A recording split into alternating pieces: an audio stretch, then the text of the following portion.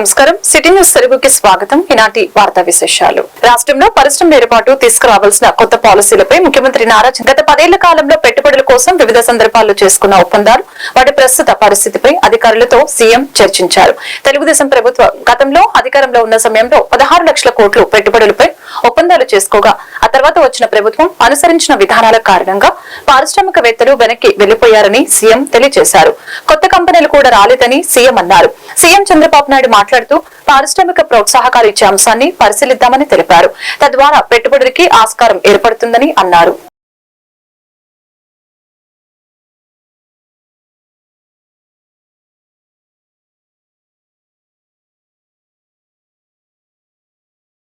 వైఎస్ఆర్సీపీ అధినేత మాజీ CM YS Jaganmohan Reddy తాడేపల్లిలోని తన క్యాంపు కార్యాలయంలో కార్యకర్తలు, ప్రజలు, నేతలు, అభిమానులతో మమేకమయ్యారు. అందరినీ పేరు పేరున పలకరించి వారి కష్ట సుఖాలను తెలుసుకున్నారు. కార్యకర్తలు, నాయకులు ఎవరూ అధైర్యపడవద్దని, పార్టీ అండగా ఉంటుందని భరోసా ఇచ్చారు. రానున్న కాలంలో ప్రతి కార్యకర్తకు తనతో పాటు వైఎస్ఆర్ కాంగ్రెస్ పార్టీ తోడుగా ఉంటుందని వైఎస్ జగన్ తెలిపారు.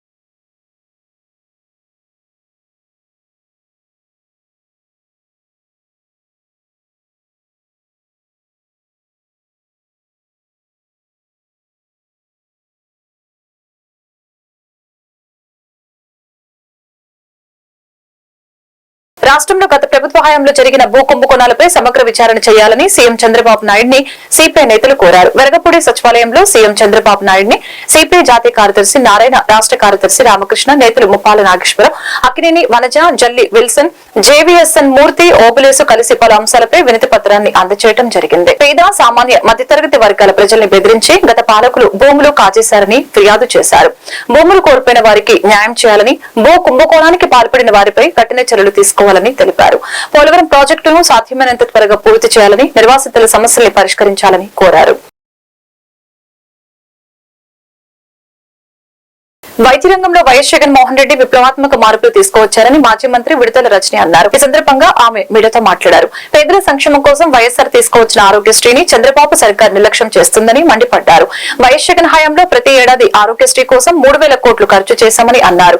ఆరోగ్యశ్రీపై కూటమి ప్రభుత్వం దుష్ప్రచారం చేస్తుందని అన్నారు. గత ప్రభుత్వం ఆసుపత్రులకి బకాయిలు పెట్టిందని, కూటమి ప్రభుత్వం దుష్ప్రచారం చేయడం సరికాదని అన్నారు. జనవరిలోపు ఆసుపత్రులకి ఉన్న బకాయిల్ని అన్ని చెల్లించాం. బాబు పెట్టిన బకాయిల్ని కూడా మేము క్లియర్ చేశాం. చంద్రబాబు ప్రభుత్వం మాత్రం ఆరోగ్యశ్రీకి తోట్లు పొడిచారని తెలిపారు. పేదవారికి ఎలాంటి ఇబ్బంది కలగకూడదని ఆరోగ్యశ్రీ పరిధిని 25 లక్షల వరకు వైఎస్ జగన్ పెంచారని విడుదల రజని గుర్తు చేశారు. జగనన్న ప్రభుత్వంలో ఈ 5 ఏళ్ల 2019 నుంచి 2024 వరకు ఈ 5 years టెన్యూర్ లో మరి ఆరోగ్యశ్రీ పథకం మనం చూసినట్టయితే 1059 ఉన్నటువంటి ప్రొసీజర్స్ మనము జగనన్న ప్రభుత్వంలో 3,257 ప్రొసీజర్స్ వరకు కూడా పెంచి తీసుకెళ్లి ఇంప్లిమెంట్ చేశాం. అంతకుముందు మీరు చూసినట్టయితే 1059 ఉండేది టీడీపీ హయాంలో. సంవత్సరానికి 1000 కోట్లు మాత్రమే ఖర్చు చేసేటువంటి పరిస్థితి టీడీపీ హయాంలో ఉండేది. మరి జగనన్న ప్రభుత్వం వచ్చాక ప్రతి సంవత్సరం సుమారు 3,000 కోట్ల వరకు కూడా మరి ఈ ఆరోగ్యశ్రీకి మనం ఖర్చు చేసినటువంటి పరిస్థితి. అలాగే మీరు చూసినట్టయితే ఎంపానెల్డ్ హాస్పిటల్స్, నెట్వర్క్ హాస్పిటల్స్ రాష్ట్రంలో గత ప్రభుత్వంలో 1000 కన్నా తక్కువ ఉన్నటువంటి ఎంపానెల్డ్ హాస్పిటల్స్ ని వాళ్ళని ఎంకరేజ్ చేసి వాళ్ళకు కావాల్సినటువంటి ఫ్లెక్సిబిలిటీ, వాళ్ళకు కావాల్సినటువంటి ఫీజిబిలిటీ, వాళ్ళకు అన్ని విధాలుగా కూడా ఒక ఫ్రెండ్లీ వాతావరణాన్ని ఏర్పాటు చేసి వాళ్ళని ఎంకరేజ్ చేసి 1000 కన్నా తక్కువ ఉన్నటువంటి ఎంపానెల్ హాస్పిటల్స్ ని మరి 2,300 హాస్పిటల్స్ పైగా కూడా విస్తరించేటువంటి అవకాశాన్ని జగనన్న ప్రభుత్వం నెట్వర్క్ హాస్పిటల్స్ కి ఇచ్చింది. మరి ఈ రోజున మనం చూస్తున్నట్టయితే ఈ రాష్ట్రంలో రాష్ట్ర ప్రజల్లో ఒక పెద్ద ఆందోళన నెలకొంది. అదేంటంటే మనం చూస్తూ ఉన్నాము, కూటమి ప్రభుత్వం ఏర్పడ్డాక కూటమి ప్రభుత్వంలో ఉన్నటువంటి మంత్రి గారు వారు మాట్లాడుతూ ఉన్నారు. ఏమని మాట్లాడుతూ ఉన్నారు? గత ప్రభుత్వము అప్పులు చేసిపోయింది, బకాయిలు పెట్టింది, మాకు బాధలు ఉన్నాయి, కష్టంగా ఉందని చెప్పి వారు మాటలు చెప్తా ఉన్నారు. నేను చెప్తా ఉన్నాను, గత ప్రభుత్వంలో అంటే చంద్రబాబు నాయుడు గారి హయాంలో 2014 నుంచి 19 వరకు వాళ్ళ హయాంలో వాళ్ళు మిగిల్చినటువంటి బకాయిలు 632 కోట్లుంటే ఆ బకాయిల్ని ఏమాత్రం కూడా మేము సాకులు చెప్పకుండా మేము బాధ్యత తీసుకొని మా జగన్మోహన్ రెడ్డి గారు, మా నాయకుడు జగన్మోహన్ రెడ్డి గారు వాటిని క్లియర్ చేసి 1050 ప్రొసీజర్స్ ని 3257 ప్రొసీజర్స్ కి పెంచి సంవత్సరానికి 1000 కోట్లు మీ హయాంలో మీరు ఖర్చు పెడితే 3000 కోట్ల వరకు కూడా ఖర్చు పెట్టి బ్రహ్మాండంగా రాష్ట్ర ప్రజలందరికీ కూడా వైద్య సేవలు అందించినటువంటి ఘనత జగన్మోహన్ రెడ్డి గారి ప్రభుత్వానికి దక్కింది. ఆ నమ్మకాన్ని కూడా ప్రజల్లో మేము నిలుపుకుంటున్నాం. మరి ఈ రోజున ఈ సాకులు చెప్తూ ఏవో అప్పులు ఉన్నాయని చెప్పి, ఏదో బకాయిలు ఉన్నాయని చెప్పి మీరు మీ బాధ్యత నుంచి ఏమైనా వైదొలుగుతున్నారా? అబద్దాలు ప్రచారం చేస్తున్న గోబెల్స్ పై చర్యలు తీసుకుంటామని మంత్రి కొలుసు పార్థసారథి హెచ్చరించారు. జగన్ కు దమ్ముంటే అసెంబ్లీకి వచ్చి చర్చించాలని తెలియజేశారు. ఆగస్టు 1నే ప్రతి ఇంటికి పింఛన్ అందిస్తామని అన్నారు. ఆరోగ్యశ్రీపై తప్పుడు కూతులు మానుకోవాలని తెలియజేశారు. పేదలకు వైద్యం అందకుండా చేసిన చేతకాని పాలన జగన్ది అంటూ ఆయన విమర్శలు గుప్పించారు. మాపై ప్రజలు పెట్టుకున్న నమ్మకాన్ని నిలబెట్టుకుంటామని అన్నారు. మరి క్రమం తప్పకోకుండా మరి 1వ తారీఖున ఆగస్టు 1వ తారీఖున 2వ మాసంలో కూడా ఈ పెన్షన్లు ఈ 64 లక్షల మందికి అందజేసే కార్యక్రమాన్ని రేపు పెద్ద ఎత్తున ప్రతి గ్రామంలో చేయబోతున్నామని చెప్పేసి మనం చేస్తా ఉన్నాను.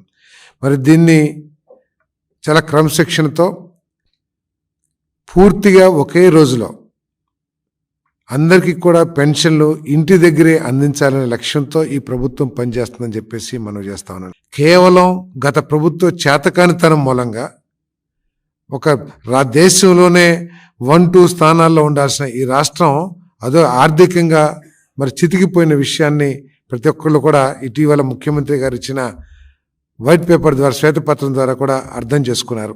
ఇటువంటి పరిస్థితుల్లో కూడా ఇచ్చిన హామీని నిలబెట్టుకోవాలనే లక్ష్యంతో పేదవాళ్ళకి, వృద్ధులకి, మరి ఫిజికలీ హ్యాండిక్యాప్డ్ పర్సన్స్ ఇబ్బంది పడకూడదని చెప్పేసి నిజంగా ఈ ప్రభుత్వం తప్పు చేస్తుందని భావించినట్లయితే, మీకు దమ్ముంటే మీరు గనక మేలు చేశారు ఈ రాష్ట్రానికి, ఈ రాష్ట్రంలో ఏదైతే ముఖ్యమంత్రి గారు చెబుతున్నారో, శ్వేతపత్రాల ద్వారా వాస్తవాలను చెబుతున్నారో, ఆ వాస్తవాల మీద మీకు ఏదైనా అనుమానం ఉంటే ధైర్యంగా అసెంబ్లీకి వచ్చి మీరు ప్రశ్నించండి.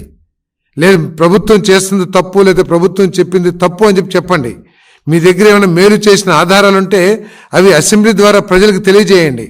అంతేకాని మీరు అసెంబ్లీని ఎగ్గొట్టి బురదల్లే కార్యక్రమం ఎంత నీచమంటే, దేశ ప్రజాస్వామ్యంలో ఢిల్లీలో ఈ పార్టీ వైఎస్ఆర్ కాంగ్రెస్ పార్టీ చేసిన కార్యక్రమం ఏ పార్టీ కూడా చేసి ఉంటుందని నేను భావిస్తాను. ఈరోజు చెప్తా ఉన్నారు ఆరోగ్యశ్రీలో కూడా ఏదో 1500 కోట్ల రూపాయలు ప్రభుత్వం ఎగ్గొట్టిందని. ఎవరన్నా విచక్షణ, అసలు ఆలోచన జ్ఞానం కానివ్వండి, లేకపోతే ఒక 5 సంవత్సరాలు ముఖ్యమంత్రిగా చేసిన స్థాయి వ్యక్తి మాట్లాడా అని చెప్పేసి అడుగుతా ఉన్నా నేను. ఒకవేళ 1500 కోట్లు అప్పు ఉంటే దానికి కారణం ఎవరు? మీరు చేసిన దుష్పరిపాలన 5 సంవత్సరాల ఫలితం కాదా అని చెప్పేసి అడుగుతా ఉన్నా నేను. 45 రోజుల్లో చెల్లించాల్సిన పేమెంట్ని మీరు చెల్లించకపోవటం మూలంగా ఎన్నిసార్లు హాస్పిటల్స్ యాజమాన్యాలు స్ట్రైక్ ప్రకటించి, లేకపోతే మా కోఆపరేషన్ విత్డ్రా చేసుకుని మేము వైద్య సేవలు అందించము, మీరు పేషెంట్స్ డబ్బులు కడితేనే మేము వైద్యం చేస్తామని చెప్పేసి ఎంతమంది పేదలు ఇబ్బంది పడ్డారో తెలుసా అని చెప్పి రాష్ట్రాన్ని దాదాపు 11 లక్షల కోట్ల అప్పులు ఊబిలోకి దించేసి ఈరోజు పత్తితులాగా 1500 కోట్లు ఇవ్వలేదు, ఆరోగ్యశ్రీకి డబ్బులు చెల్లించలేదని చెప్పేసి ప్రచారం చేయటం ఎంతవరకు ఆలోచించేయమని చెప్పేసి నేను ఇటువంటి అబద్ధాలని మానుకోమని చెప్పేసి కూడా ఈ సందర్భంగా తెలియజేస్తామని నేను. టీడీపీ, తెలుగుదేశం పార్టీ, చంద్రబాబు నాయుడు గారు, పవన్ కళ్యాణ్ గారు, మోడీ గారు ఈ రాష్ట్రంలో ఆరోగ్య పరిస్థితులు మెరుగుపరచడానికి కట్టుబడి ఉన్నామని చెప్పేసి మనం చేస్తా ఉన్నాను. మరి గతంలో కూడా అర్హులైన పేదలందరికీ ఉచితంగా ఇళ్ల స్థలాలు మరియు గృహ నిర్మాణ శాఖ ద్వారా ఇళ్లను కట్టించడం శుభ పరిణామమని పల్నాడు జిల్లా తెలుగుదేశం పార్టీ అధ్యక్షులు డాక్టర్ కొమ్మాలపాటి శ్రీధర్ తెలిపారు. ఈరోజు గౌరవ ముఖ్యమంత్రి వర్యులు చంద్రబాబు నాయుడు గారు గృహ నిర్మాణ సంస్థలతోటి అదేవిధంగా పేద ప్రజానికానికి ఇళ్ల స్థలాలు పంపిణీ దాని మీద కానివ్వండి, గృహ నిర్మాణాల మీద కానివ్వండి ఒక చర్చ జరపటం చాలా అభినందించవలసిన అంశం. మీరు ఒకసారి ఆలోచిస్తే గత ప్రభుత్వం ఏ విధంగా ప్రజలను వంచింది, మోసగించింది అనే దాని మీద కూడా ఒకసారి మనం ఆలోచించాలి. రైతాంగం దగ్గర తక్కువ ధరలతోటి వైసీపీ నాయకులు పొలాలను తీసుకొని అదే మళ్లీ గవర్నమెంట్కి ఇచ్చి ఎక్కువ ధరకి గవర్నమెంట్కి ఇచ్చి ఇళ్ల స్థలాలుగా మార్చిన సంఘటన ఒకసారి మనం గుర్తుపెట్టుకోవాల్సిన పరిస్థితి. ఆ రోజు కేవలం వైఎస్ఆర్ కండ వేసుకుంటేనే ఇంటి స్థలం ఇస్తారని చెప్పి ఎంతో మందిని ఇబ్బంది పెట్టిన సంఘటనలు కూడా మనం ఒకసారి మనం గమనించుకోవాల్సిన పరిస్థితి. ఇళ్లు నిర్మించుకోవచ్చు, మేము డబ్బులు ఇస్తామని చెప్పి చివరికి ఇళ్ల స్థలాలు ఇచ్చి ఇంటి నిర్మాణాన్ని దొంగలో దొక్కిన చరిత్ర కూడా వైఎస్ఆర్ పార్టీ అనేది కొంచెం ఒకసారి మనం ఆలోచించుకోవాల్సిన పరిస్థితి.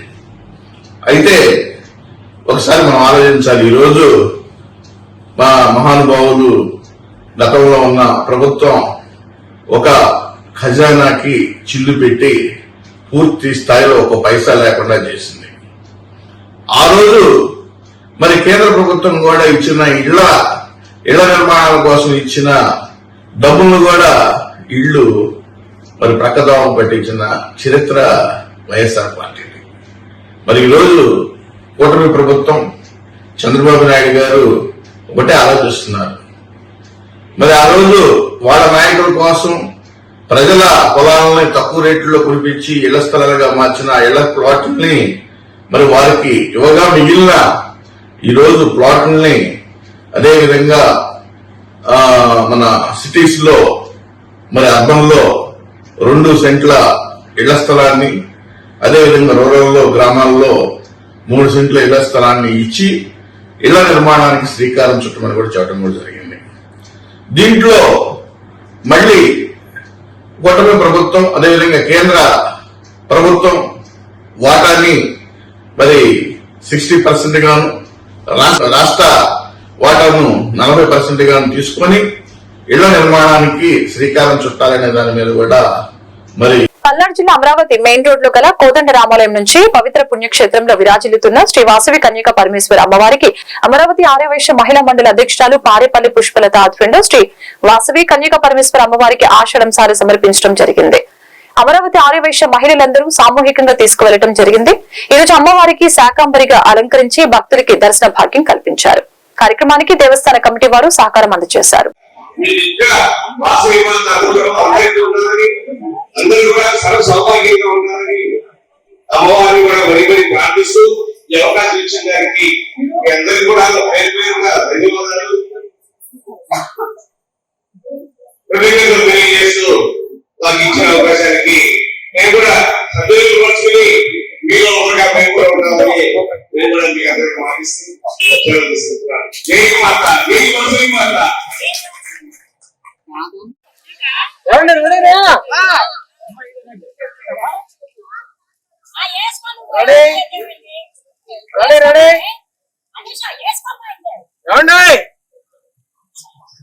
ఓకే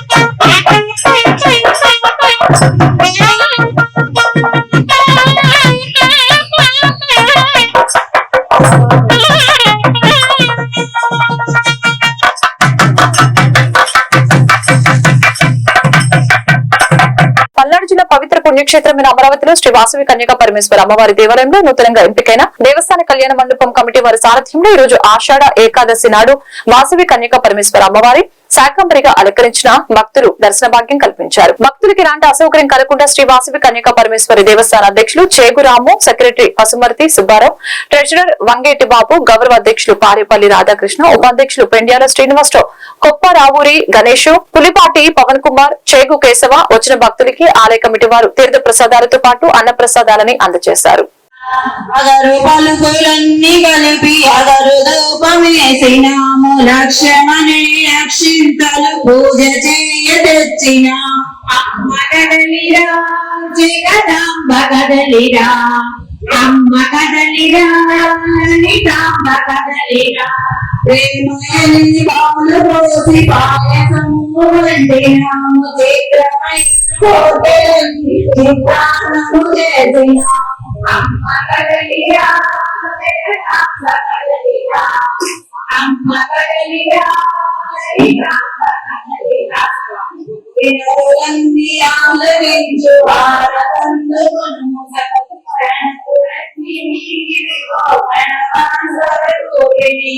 అమ్మ కదలిరా రామ కదలిరా అమ్మ కదలిరా రామ కదలిరా అరుణాంబ కదలిరా రామ కదలిరా ధ్యానముంచి విలసినాము వేయం అగ్రహ మాసంలో ఈ అనుకూలి చూడండి